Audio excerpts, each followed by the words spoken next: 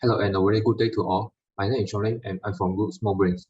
So in this video, we are going to present our software construction assignment 2. So in this assignment, the framework that we use is Spring Boot. So inside Visual Studio Code, we need to install the Spring Boot extension pack. And also, we need to make sure the Java is installed in our device. So here I use Java version 18. So now I'm going to create a new Spring Boot project. Java, and give your name. Java version 18. So here for the dependencies, since we are doing a REST API, so we need to install the Spring Web. And also our database is SQL, so we need to install the MySQL driver and also JPA for accessing the data. And that's all. Choose our location and then open. So this is the new project that I generated. Okay, now I will show the college API.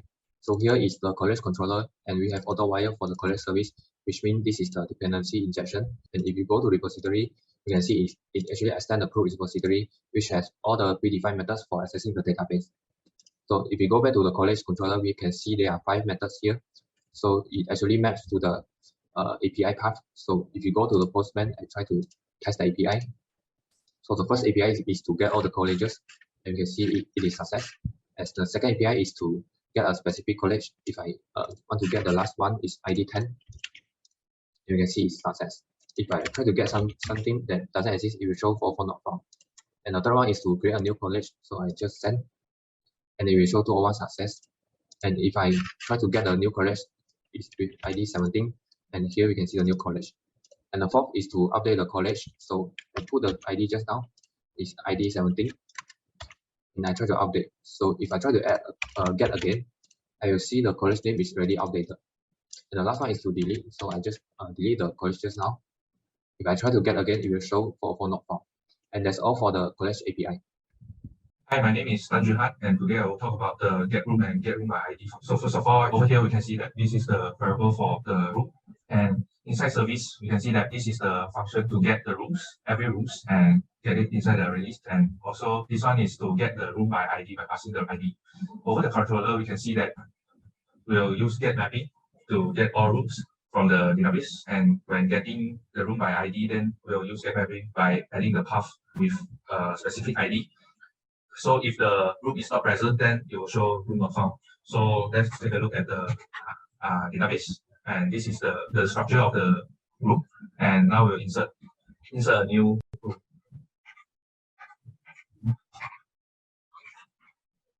So we'll add it.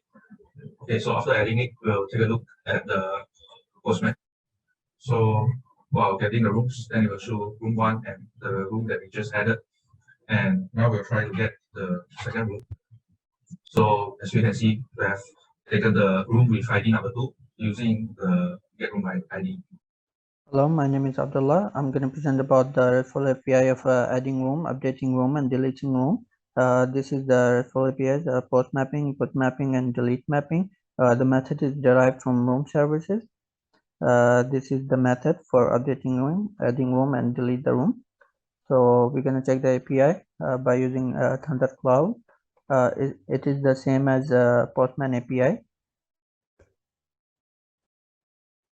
So as you can see, is API rooms is we can get all of this by get method.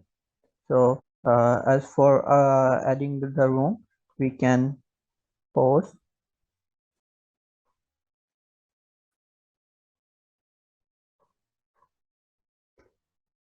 we can add room 3.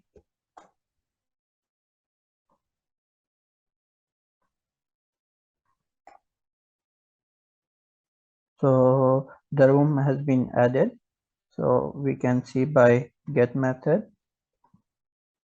So room 3 has added. As for the updating the room, we can update the room.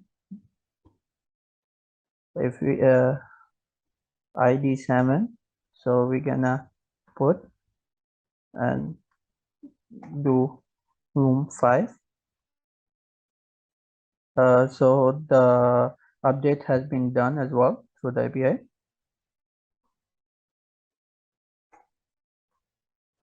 So ID room for the 7 has been changed to the room 5.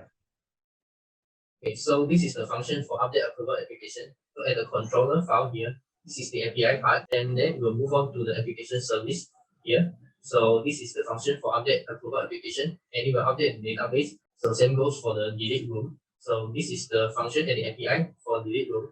You will receive the path, and then you will move on to the room service here, delete from the database. Okay, so now I will try to run the API. As you can see right now, there is one application with pending status. So we use a Postman to update it, the application. So we click on send, then we check back. We will become unapproved. Okay, so for delete room, so we run Postman and we try to delete the room with ID number 2. When you try to run it and we refresh here, you can see that the room is with ID 2 is successfully deleted. Okay, so now I'll be presenting the code of the APIs for the application controller. So as we send a GET request to this endpoint, it will call the get all applications function from the application service, which is this one, and it will return all the available applications from the database. If we send a post request to the endpoint with the request body of an application, the system will call the add application function from the application service,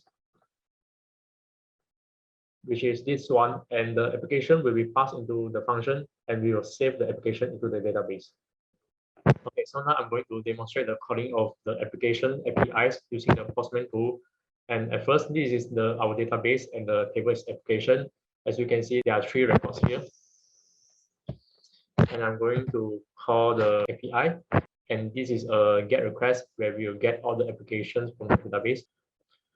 So as you can see, there are 3 records being returned. And now I'm going to test the add application API. And it will be a post request. Inside the body, we need to send in an application.